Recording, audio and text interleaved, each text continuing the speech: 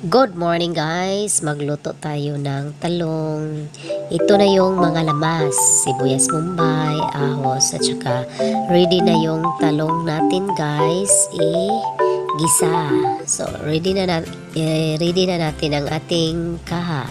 So here we go na guys, nagpainit na tayo ng oil. So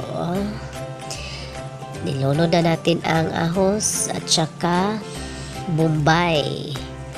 So, ready na guys ang ato ang lulutuin for breakfast. Wednesday breakfast ang atong lutuon guys. So, magbisaya na lang ta guys. Kahit mahirapan tayo sa kalisod sa ating Tagalog. So, nilunod na ang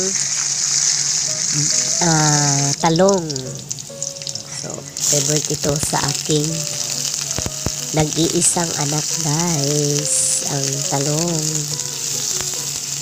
So yummy talong ang ating lulutuin ngayon.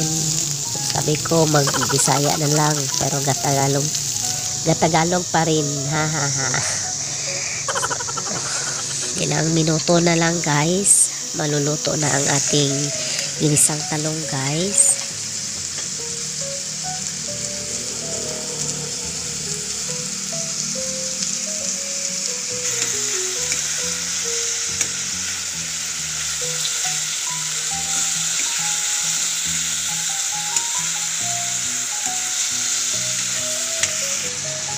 So, lagyan natin ng tuyo guys para lalong sumasarap.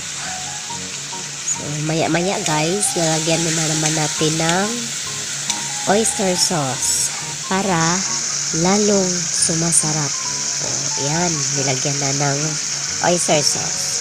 So, maya-maya guys, maluluto na siya guys ang ating ginisang talong. So, makakain na tayo guys sa ating ulam for breakfast.